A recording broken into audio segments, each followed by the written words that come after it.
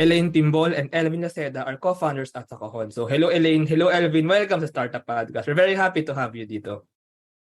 Hi, Johnny, and hi to our Startup Podcast PH listeners. Thank you for taking the time to listen to our story. Yes, I'm very happy to have the both of you, Elaine and Elvin. So I'm very happy actually to have another AgriTech B2B startup dito sa Startup Podcast. But let's start with the first question. So ano nga ba ang Sakahon? Well, Sakahon is an AgriTech social enterprise. We help farmers analyze what the market needs 3 to 6 months ahead of time. So in short, we are a data-driven farming system. So that's how Sakahon works. If Elvin wants to add, let's go. Yeah, do you have anything to add, Elvin? We in Sakahon, we identified the problems, the key issues that our farmers face, especially in food waste and oversupply. So we decided to help solve the problem, no? So we are a market-driven agriculture company. We want to help innovate agriculture by enabling farmers know what the market needs ahead of time. So yeah, it's basically kung anong kailangan ng merkado, yun ang i-produce natin para dumagdag ang kita ng farmers, at the same time win-win lahat. Consumers pati yung mga ibang buyers. Yeah. So actually like Sakahon is like helping these farmers also see the demand it's like in some way forecasting kasi it's market driven. Actually that's true many of our Filipino farmers they just plant what they have, what they can or what they see from the neighbors. They just copy kinocopy lang kung ano yung ginagawa ng iba Pero if it's market driven, so maybe you can tell more about this later. You also like gather data, you also tell them what ano ba yung parang pinaka-optimal for them to plant and to sell. So it actually helps them. So you actually have like a data-driven model. Pero una nyo itong kumbaga dineploy, you start this with farmers in Pampanga. And according to our before we started this recording so I actually learned that the both of you are from Pampanga. So can we know muna like the very start of this, how you started and also how the co-founders Elaine and Elvin met? Okay, maybe I could start with that.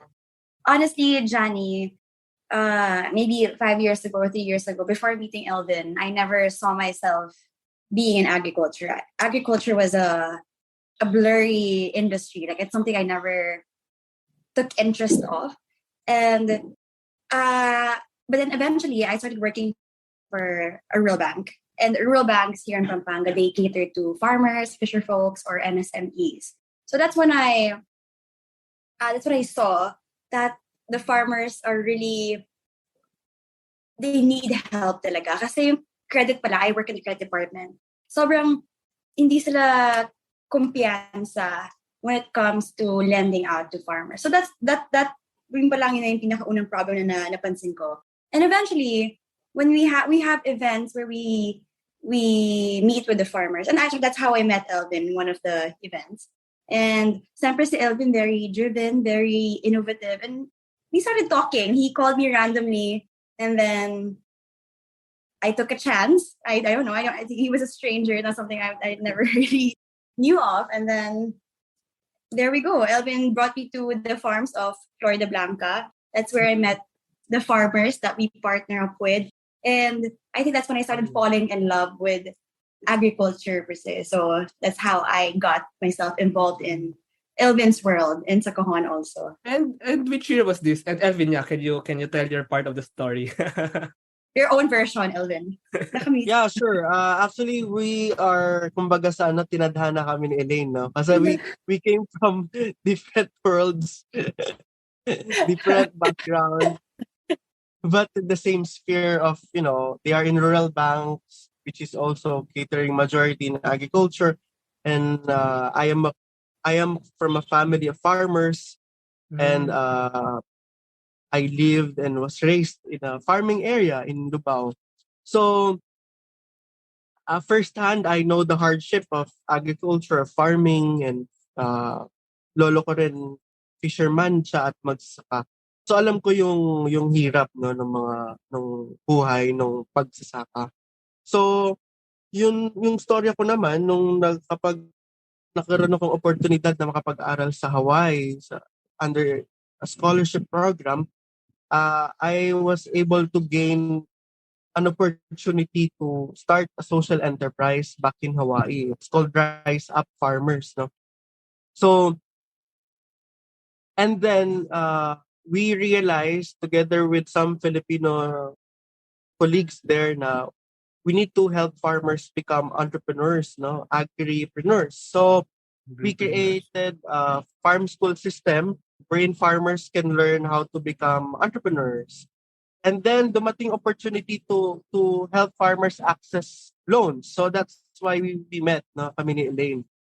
So talagang yung Sakahon talaga, it was conceived uh, at it was conceived with the farmers as our priority, no, in mind and in heart. So talagang front and center yung aming serbisyo sa magsasaka at yung what they need, what the market needs, and then couple it with digital innovation. So talagang yun, kumbaga sa bagay na bagay yung namin, yung partnership, no? Di kami hayop, bagay kami lang. Yeah. Also, just wanted to add, I also have one more co-founder who isn't here kasi siya yung medyo shy type, si Bon. Si Bon naman is our tech guy. And it was actually Elvin who also brought him in Sakahon because I think they competed before in a startup competition and si Elvin won. But then Elvin might have seen a potential in Bon, and that's how we all came to be. Interesting. Actually, it's a very nice. I mean, forming a team in a startup is actually like you need good chemistry, and actually I can see that. I mean, it seems like a good teamwork sa inyo. But anyway, one thing that Elvin mentioned that really hit me kasi I've interviewed many or several Filipino agritech startups dito sa podcast. Pero first time lang nabanggit actually yung word na agripreneur, which Elvin mentioned. Pero and then it hit me because it's true na ang ating mga farmers ay actually parang nakikita ng ating bansa as laborers. Kumbaga, they farm and then we get their produce, we get their crops, we eat them. Pero actually, they can be like self-sustaining entrepreneurs. They can manage their farm themselves, they can manage their crops themselves, and even their money themselves. And maybe as Elaine has said, no, na baka kaya may problem like sa loans, sa lending, they're afraid kasi they do not have this entrepreneurship perspective, no? Parang they're afraid to get money kasi baka mawala nila, especially if they still lack the knowledge on how to like handle the capital and then how to turn it into crops that they will plant and they can sell. So maybe nga malaking bagay when like helping these farmers become entrepreneurs. So before we go like dun sa actual model na inyong ginagawa, maybe we can know more about that. When you first went to the farm sa Pampanga, Elaine and also Elvin, you've known this for your whole life. Like, what really are like the problems do you see that really made you want to help them, like to really solve? Parang gaano ba maybe ka-challenging ang buhay ng mga farmers sa Pilipinas? What are the problems? And then how do you want like to solve this problem? Maybe we can start with Elaine. When I went to the farms of Florida Blanca, I went there unaware of how the agricultural system works in the Philippines. But then I had the chance to talk to them, and of course I wanted to hear from the farmers mismo kung ano ba talaga yung problema na nangyayari. Kasi when I went to I remember one of the farmers, ang dami niyang rejects na talong. Kumbaga, hindi na siya sellable. And I was asking, anong gagawin niyo sa mga hindi natanggap na talong? They told me they're just gonna burn it. Susunugin lang nila. Sabi ko, wow, sayang naman yung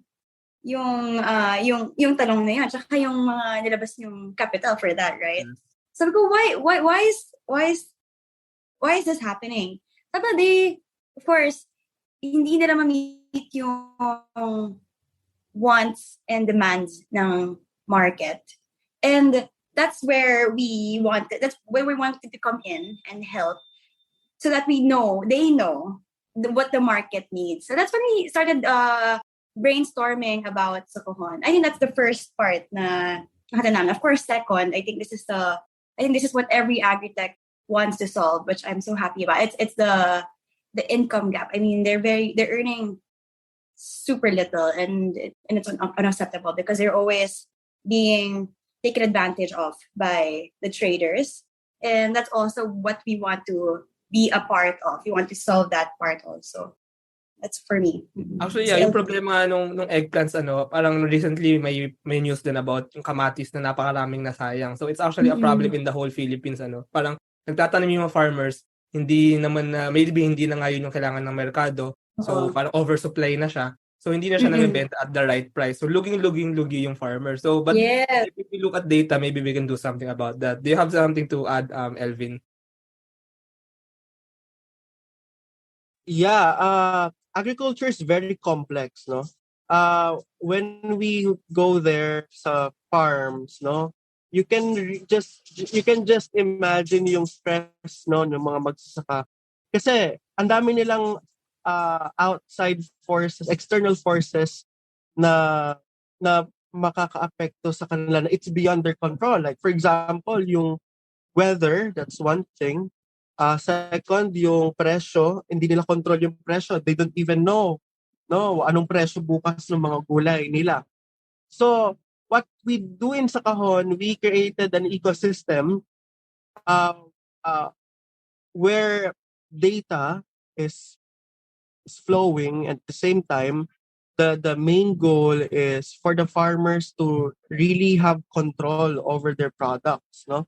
At the same time, the market will also have access to affordable produce. Kasi when we produce more, what's needed by the market, food inflation will go down. That's the macro level goal of Sakahon. No? Pero in the micro sense, no, micro level, we really want to improve the income of individual family of farmers.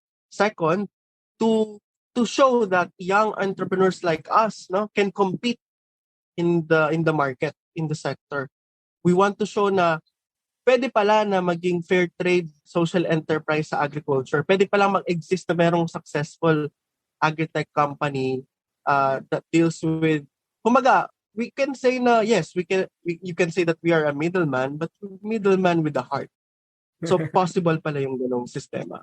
So, yeah, middleman with a heart. I like that. Pero I mean, in the Philippines kasi, actually, like sa ibang bansa, for example, let's say, even in the United States, medyo parang common na doon yung mga agripreneurs, like big farmers that they own their land and they actually manage their own farm, and they can sell what they want and what they want in terms of profit, in terms of ano yung pwedeng mabenta, depende sa gusto ng market. But in the Philippines, medyo maybe it's time na nga to really do this, to really, kumbaga, provide a good ecosystem for our farmers. Now, going to the model. So, Elvin has said na complex talaga ang farming. First, the weather is very hard to predict and it's hard to control even, and then the market. So, actually, parang against nature talaga yung ginagawa ng farmers. Pero, you actually help them. So, according to what you do, so actually nag-start ito sa pagbigay ng mga seeds. So, I think you're also providing high quality seeds to the farmers, and then you also help ensure the, optimal crop growth and quality control, and you also, kumbaga, help the overall value chain. So, basically, can you tell about the model, exactly what you do, how you really help these farmers? And you also, I think, help them sell to businesses, like sell to consumer businesses. So can you tell more about this? It's like end to end. Okay. I think they always say this, that our biggest difference to our other competitors is that we are from seed to table. Kumbaga, most of the agritechs now, they come in post-harvest. Kumbaga, after nila mag-harvest, dun pa lang sila co-consolidate at magbebenta. But with Sakahon, we want to be there with the farmers. Pre-harvest, what do you call it? Pre-production pa lang nila. Kumbaga, bago pa lang nila itanim, andun na kami. So Plantation. we also have a farm school that Elvin really heads and leads. So we also teach farmers how to plant quality food, and we help them with the quality seeds that the market wants according to what the market needs. And I think Elvin could elaborate more with our business model because he's our operator. Yeah, so our business model really works like this. So we also act as a consolidator. We work with institutional buyers. Kami na yung nag-aggregate ng mga produkto after harvest, especially yung quality control, and then we deliver it to our clients like Landers, Walter Mart, Kadiwa, diba pa, no? So, kasi ganito, napansin din namin ni Elaine na itong mga food manufacturers at institutional buyers, which are the bulk buyers, they don't really want to talk with individual farmers, no? Kasi ayaw nila maraming kausap. So kami ang nag-act as an intermediary between the supply and the demand, no?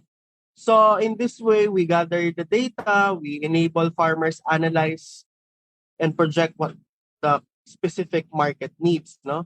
So ganun na nangyayari, no? And we help farmers qualify for loans kasi meron na silang surveyor. Kami yung surveyor nila sa Sakahon. So, ganun siya. Okay.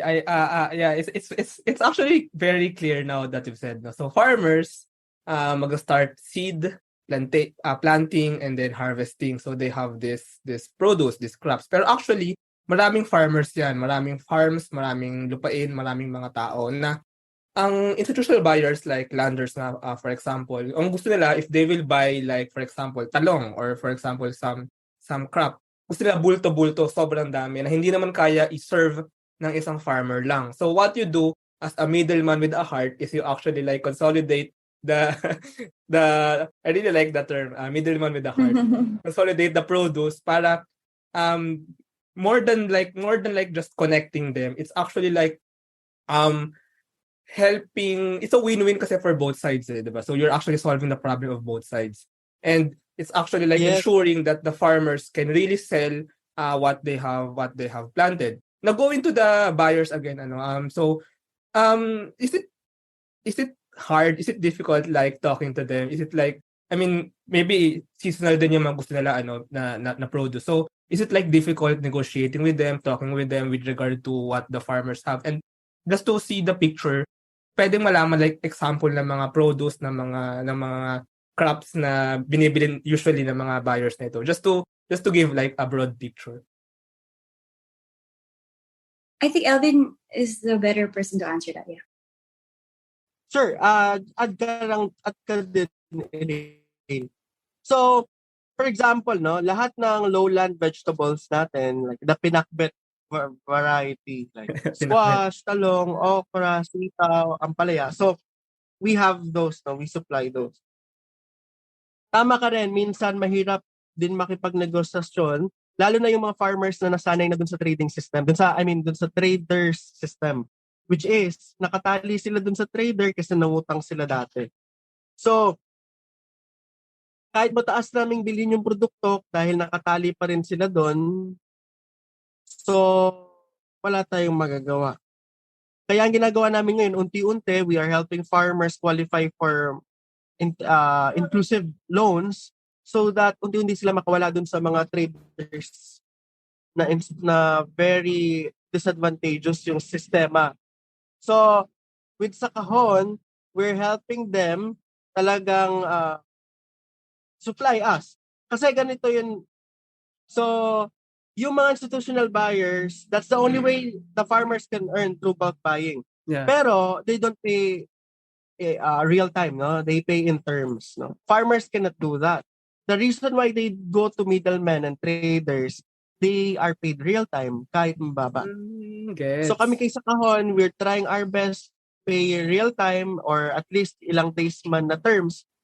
Kami na yung nag-take ng risk na mabayaran ng 2 to 3 weeks ng mga bulk buyers. So that's one complex thing din about agriculture that the farmers cannot take. Yeah. Okay, it's very clear. Ang galing actually. It's true, it's true.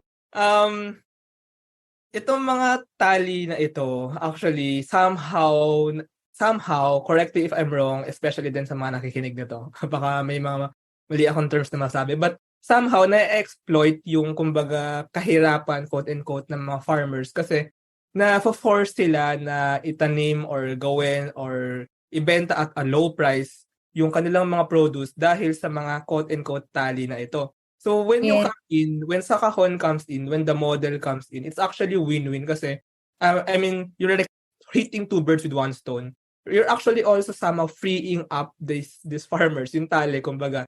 And you can actually like help them sell and provide them real-time money. By real-time money, hindi no, kasi our farmers live day to day eh. Hindi naman pwedeng like utang muna, next time na lang ibabayad yung biniling Exactly. produce. They really need the money right now. So, as middleman with a heart pala, kaya yung sumasalo nung kumbaga parang siyang advance payment somehow no sa mga farm. Yes. Okay, yeah, it's amazing. Yeah. Okay.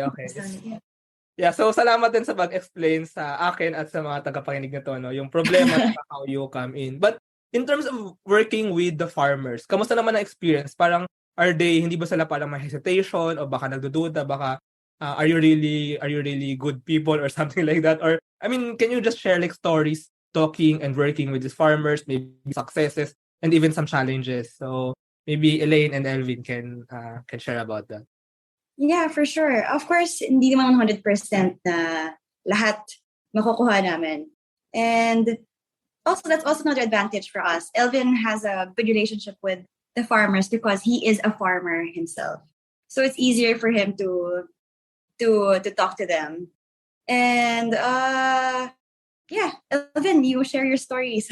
Yeah, How we talk to. Parang pakwento lang maybe like because like for example me, I've never actually, maybe I've talked to a farmer pero I live in Manila, so I don't have that much like experience and perspective, and I'm sure marami sa mga tagapakinig na to ay gusto rin makarinig ng actual stories kasi that's the problem din with the Philippines in what I see. Parang somehow na-disattach tayo or na-detach tayo sa mga nasa Manila dun sa farmers, but in fact yung kinakain natin ay tinatanim ng mga magsasaka. So I think there should be like more attachment, more engagement, parang yung seed to table hindi lang siya dapat model kundi everyone that it's yung pinakbet ay naiisip ko saan ba galing yung pinakbet na yun. But yeah, Elvin, can you speak about that?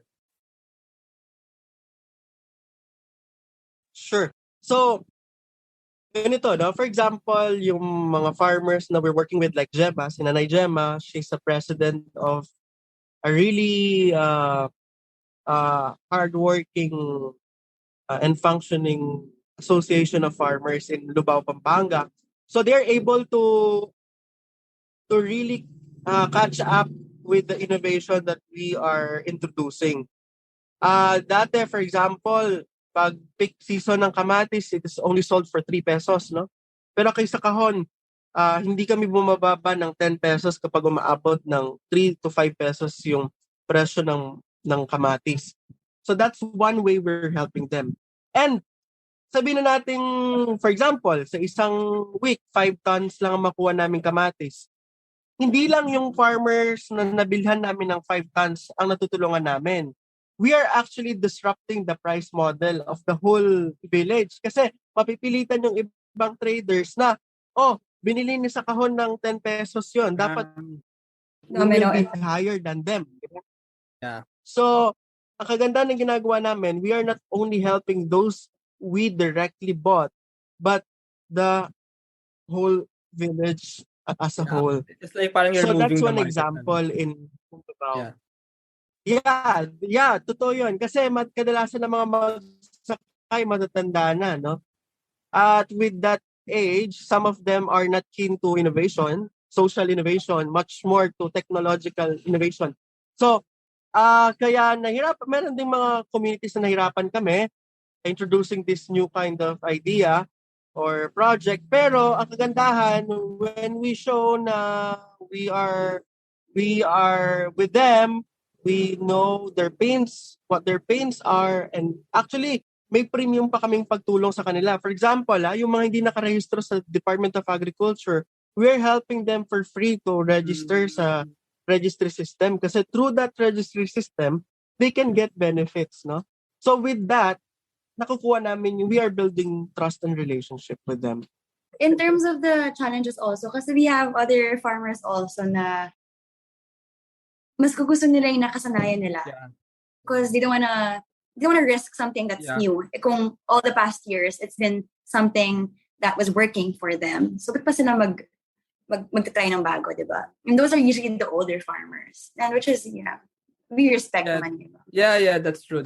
I mean, it's also like a generational problem, kasi, I mean, bakit pa sila magbabago kung, first of all, baka in the past, nag-try sila magbago pero wala naman sila napala, di ba? For something like that. Pero, maybe if kumbaga mata-transfer ito into younger generation, and there are younger farmers who are more open to these kinds of innovations, baka merong more room kumbaga for acceptance of these social and technological innovations. Actually, that's what we do also. If there's a young member of the family, we try to make them involved also para na evolve na rin yung thinking. Oh, that's good. That's actually one of the advantages na young entrepreneurs actually ang Sakahon. So maybe that's one of the differences. Pero it's very clear actually for me of how you explained all of this. Especially I'm seeing especially with what Elvin said na you also help them get registered sa DA. So it's really kumbaga ang nangyayari yung core solution dun sa problema ng mga farmers na nakatali, somehow may exploitation or nalulugi nga sa prices, is to free them and to make them as agripreneurs or as agricultural entrepreneurs. I think that's a very good solution to start with, and I think from that foundation, maraming pwedeng idagdag like yung seed to table model and more. But let's go naman sa going further sa inyong startup journey. So actually recently, you joined the Arise plus Boost Accelerator Program Cohort 2, which is implemented by IdeaSpace and Kubo, DTI, and the International Trade Center. And you actually won second place sa Demo Day. So, kamusta ang program na ito as young entrepreneurs? First of all, paano pala kayo naisali sa program na ito? And second, how was the program? How did you benefit? What did you learn? So, maybe you can tell lang your experience in this program. Yeah, thank you, Johnny. Actually, the Cubo journey was the application journey of Cubo was something that me and Von weren't aware of. Si Elvin applied without us knowing. Sabutan lang kami, uy, kasama tayo sa Cubo. And then I didn't know what to expect actually with Cubo because I wasn't so sure how the program works. Kasi medyo mahaba siya compared to the incubations that we joined. It was a bit longer. But when we started joining the program, attending the meetings and all that stuff, parang sabi ko, wow, this is such a good community because the people that we were with, ang gagaling nila, and they're all very driven and they're all innovative and they all want to solve something one way or another. So that really was like, oh my God, Elvin, thank you for applying for us. And we kept joining and at the end, nanalo kami. And yeah. How do you think did you win like second place sa Demo Day? Meron bang tips like on pitching or like on sharing the story of Sakahon? We really didn't expect to win because we really were there also for of course, ayoko naman sabihin na not to win, but we were there really for the learnings and the teachings that were very good, by the way. Sobrang lahat ng mga programs and Zooms that were organized by Cubo, they're all practical solutions and that could really helped actually our startup journey. And when the winning part, I think our biggest advantage was we had good traction because we had sales and we had others kasi medyo baguhan pa yung nila, simulan pa lang nila. But aside from that, I think it's also being able to tell a good story, because we were telling the story of our farmers and how they were able to grow with us. So yung success namin is because of the success that happened to the farmers that we work with. And I think that was the biggest factor. But I'm not sure with what Elvin thinks. Elvin, what do you think? Ayan, so yeah, actually Elaine encapsulated all what we thought about the program. So it's a really good opportunity for us kasi it's our first official incubation or accelerator program that we were part of, no? Tapos talagang timing na timing yung mga pangyayari sa Sakahon kasi we were able to go to Hawaii during that time. We were able to go to Austria during that experience. So bagay na bagay din yung internationalization aspect nung accelerator program. So we are grateful for that opportunity and we hope, actually after that we were able to maraming nag-reach out sa amin for opportunities Oh, in the yeah. future. And Like- that's a really good like which validation. which organization? I don't think we're allowed to mention. Yeah, sure. But I mean, parang okay, yeah, sure. Anyway.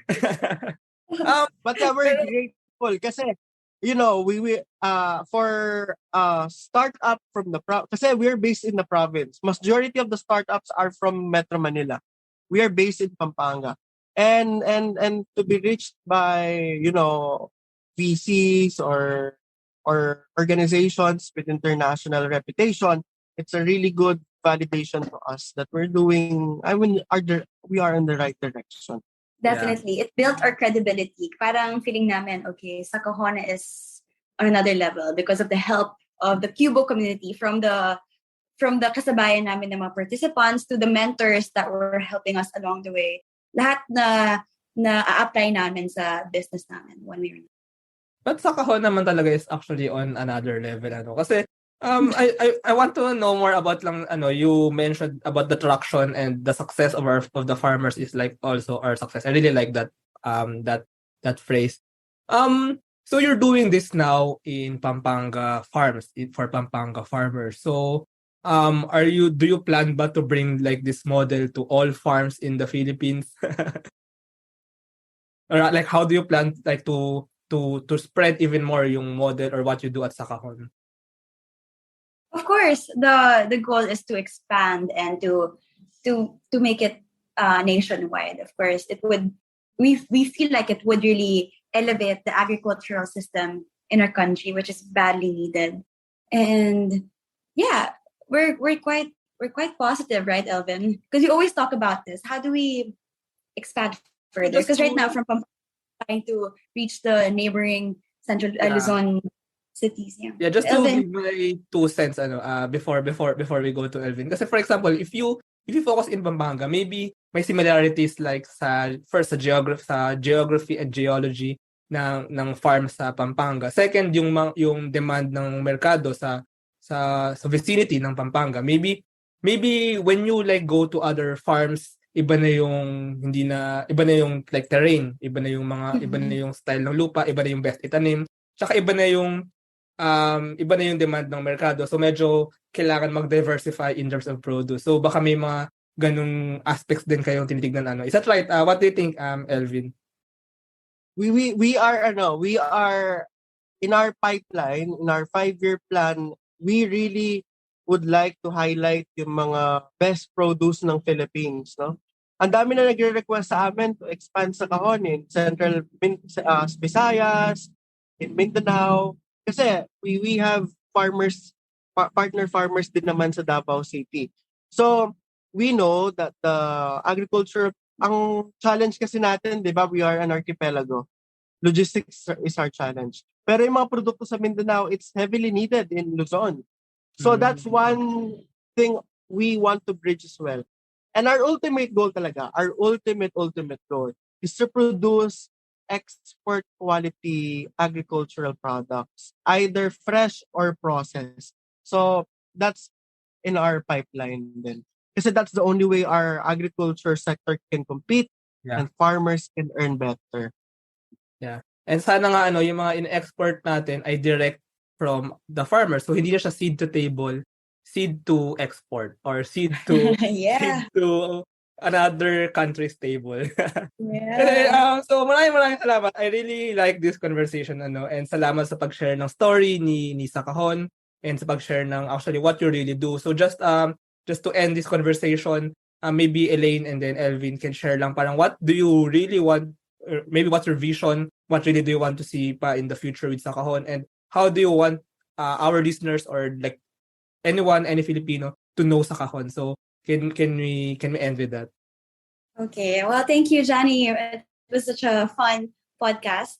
And for the viewers, thank you for staying tuned.